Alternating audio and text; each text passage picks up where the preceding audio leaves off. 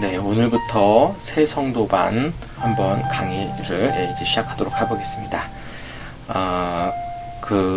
제가 이제 사람을 앞에다 놓고 대화하면은 좀 이렇게 강의하기가 쉬운데, 지금 모니터를 보면서 강의를 하다 보니까, 좀 잘 익숙하지가 않아요. 네, 그러니까 좀 약간 좀 실수가 있어도, 좀 익숙해질 때까지 좀 참고 좀 인내해 주시기 바랍니다. 먼저 사람이란 무엇인가에 대해서 한번 좀 얘기를 나누고자 하는데요. 우리가 사람으로 살고 사람의 존재로 있지만은 정작 우리는 어떠한 존재인지 나는 어떠한 인간인지에 대해서는 좀 명확하게 그때그때마다 해답을 찾기가 참 힘듭니다. 왜냐면은 우리가 살아온 환경도 다르고 또 과정도 다르고 또 그때그때 상황이나 상태에 따라서 나란 어떤 존재인지에 대해서 좀 헷갈리고 또 그렇게 또 살아가기 때문에 그런데요. 그래서 우리는 사람이란 무엇인지에 대해서 성경에서 무엇이라고 이야기하는지, 하나님께서 우리 사람을 창조하셨기 때문에 우리가 어떠한 존재인지에 대해서 성경은 매우 정확하게 정답을 이야기하고 있거든요. 그래서 성경에서 사람이란 무엇인지에 대해서 먼저 좀 살펴보기를 원합니다. 자, 먼저 사람이란 무엇인가? 첫 번째로 성경에 보니까 하나님께서는 자신의 형상대로 남자와 여자를 창조하셨다라고 말씀하고 있는데요. 창세기 1장 26절 27절에 보니까 하나님은 형상대로 우리의 모양대로 또 사람을 만들었다라고 기록하고 있기 때문에 그렇습니다. 자, 우리 본문 말씀 한번 읽어보겠습니다. 하나님이 이르시되 우리의 형상을 따라 우리의 모양대로 우리가 사람을 만들고 그들로 바다의 물고기와 하늘의 새와 가축과 온 땅과 땅에 기는 모든 것을 다스리게 하자 하시고, 하나님이 자기 형상 곧 하나님의 형상대로 사람을 창조하시되 남자와 여자를 창조하시고. 네, 오늘 여기 본문의 말씀에 보니까 하나님께서는 우리를 형상대로 지으셨다, 우리의 형상을 따라 지음받았다라고 말씀하고 있는데요. 그럼 우리가 여기서 오해될 수 있는 게, 그러면 하나님은 육체를 가지고 계시는가? 예. 그래서 우리가 사람의 모습처럼 하나님은 두 팔과 두 다리, 몸과 얼굴을 지니고 계시는가라고 생각할 수도 있을 것 같아요. 근데 여기에 보면은 이제 형상을 따라라고 해서 이 형상은요, 히브리어로 첼렘이라는 단어를 쓰고 있습니다. 이 첼렘은요, 그림자라는 의미가 있습니다.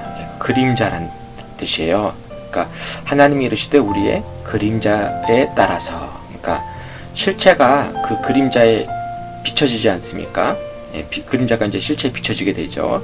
그러니까 어떠한 모양을 얘기하는 것이 아닙니다. 이것은 바로 하나님의 형상을 따랐다는 것은 하나님의 그림자로서 그 형상과 형태를 따랐다는 게 아니고요, 하나님의 성품을 투과했다라는 의미예요.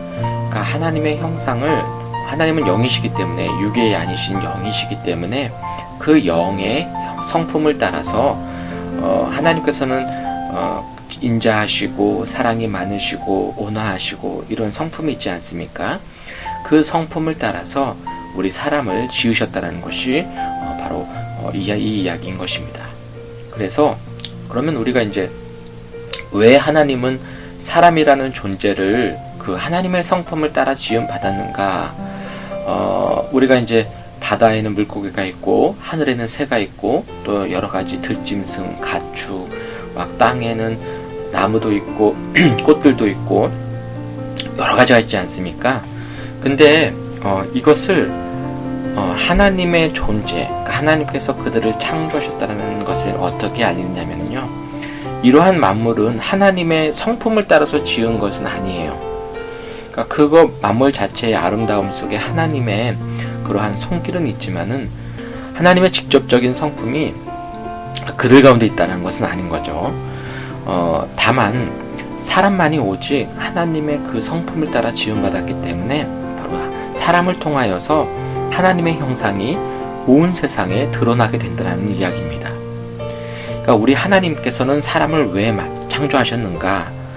바로 모든 만물이 하나님께서 내가 너희의 주인이다, 내가 너희를 다스리고 있다, 내가 너희를 사랑한다라는 것을 누구를 통해서요? 네, 바로 그들을 정복하고 다스리는 사람을 통하여서 그들에게 하나님의 온 세상의 형상의 성품을 그들에게 사람을 통해서 드러나게 하시기 위해서 그래서 남자와 여자를 창조하신 것입니다. 그래서 당연히 하나님께서는 그 다음에 남자와 여자를 창조하시고 뭐라고 명령하실까요? 네, 당연히 그 땅들을 다스리게 하시겠죠. 우리 두 번째로 그래서 하나님께서는 사람에게 복을 주시고요. 이 땅에서 생육하고 번성하여 모든 생물을 다스리게 하셨습니다. 자, 우리 창세기 1장 28절 같이 한번 읽어보겠습니다.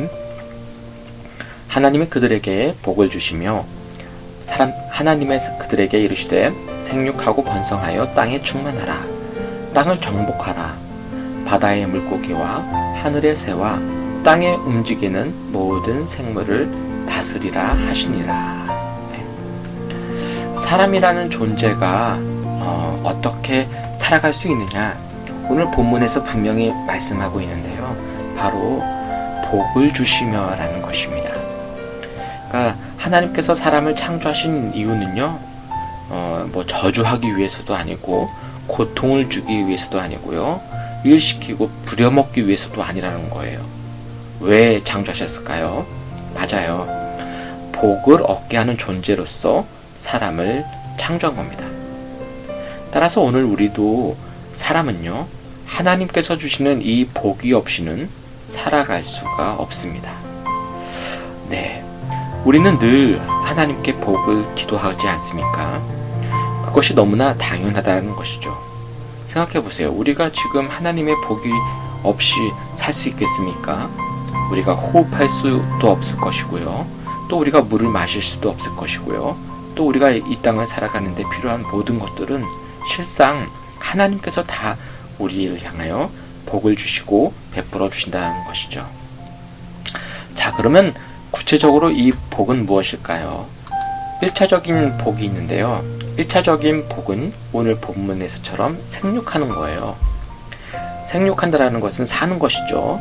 이것은 삶의 복이고 생명의 복이 되어집니다.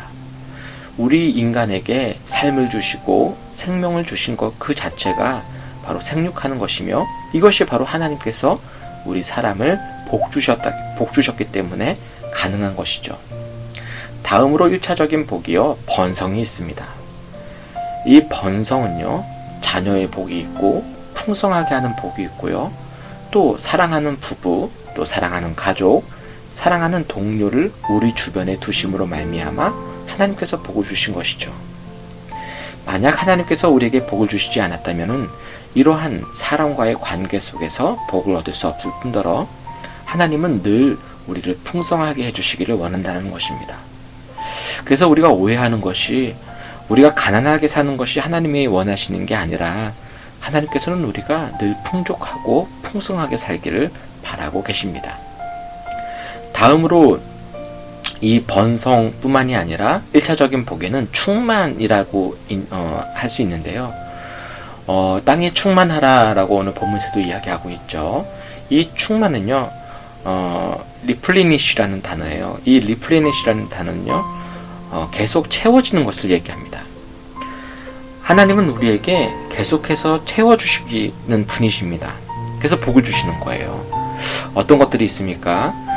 신선한 물이 있겠죠. 물을 채워주시고, 생각해보세요. 가장 최고의 정화시설은요, 물이 증발해서 다시 비로 내려오는 거예요. 그만큼 깨끗한 물을 얻을 수가 없다는 것이죠. 이처럼 신선한 물을 계속해서 자연 만물을 통하여 공급해 주시고요.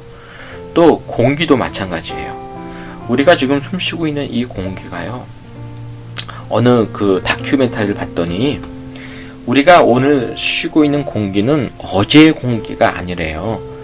하나님께서는 이 공기를요, 24시간 안에 완전히 지구를 한 바퀴 돌리시듯이 이 공기를 돌리신다라고 말씀하십니다. 그래서 우리가 이 마시는 공기는요, 새로운 공기고요, 어제의 공기가 아닙니다라는 것이죠. 만약에 우리가 계속해서 오염된 공기를 마신다면요, 우리는 아무도 살아날 수 없을 것입니다.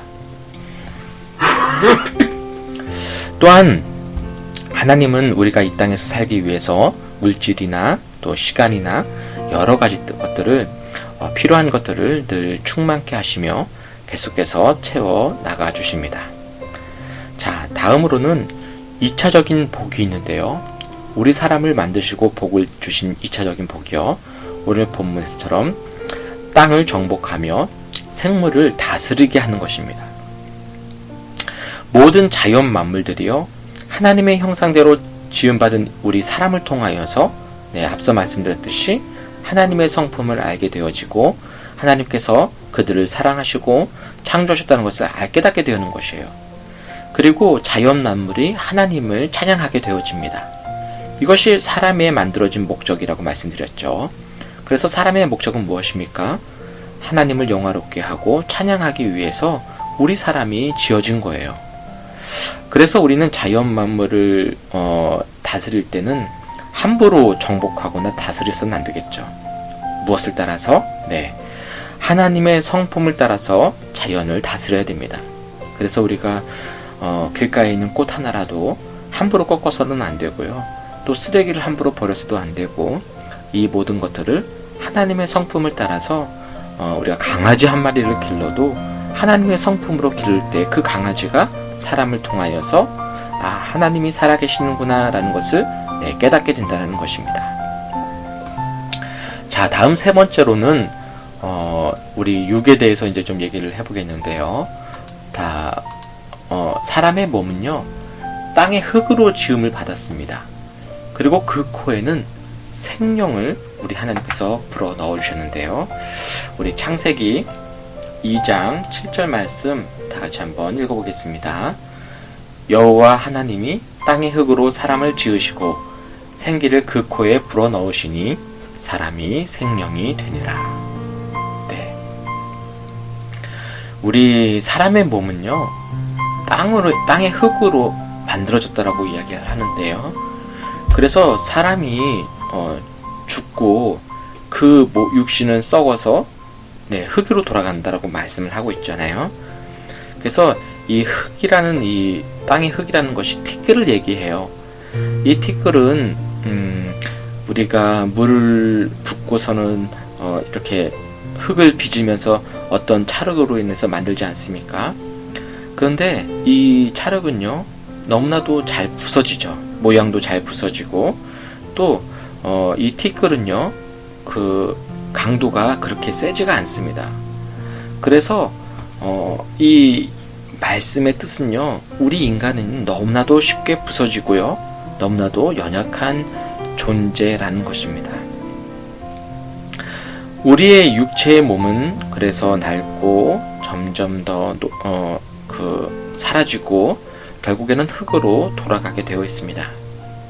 그런데 다음으로 말씀하시는 것이 우리의 코에 생기를 불어 넣어 주셔서 사람의 생명이 됐다라고 이야기하고 있는데요.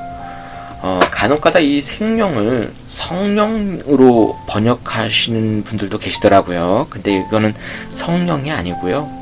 왜냐하면 우리가 하나님께서 직접 코에다가 성령을 부어 넣으셨다면 우리는 비록 육체는 흙으로 만들어졌지만 우리의 영은 성령으로 되어 있는 거잖아요. 그런 분은 오직 한 분밖에 없으시죠. 바로 예수님밖에 없으시죠.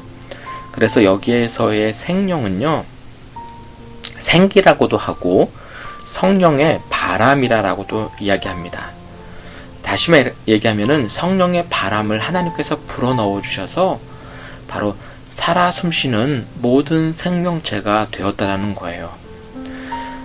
우리가 다 이 땅에서 살아갈 때 호흡하면서 살지 않습니까? 사람이나 동물이나 살아있는 모든 생명체들은 다 호흡하면서 살아갑니다. 나무도 호흡하는 거 아십니까? 식물도 모든 것들이 다 호흡을 해요. 물고기도 호흡하죠. 아가미를 통하여서 물속에서 호흡하게 되어지죠. 이처럼 모든 동물들, 식물들이 다 생명이 있습니다. 그런데 오늘 이 본문에서 얘기하는 것은요, 오직 유일하게 하나님께서 직접 하나님의 형상을 따라 흙으로 지으셨고 또 그의 직접 성령의 바람을 불어넣어 주셔서 생기를 넣어준 유일한 존재는 오직 사람이다 라는 것을 강조하고 있는 거예요.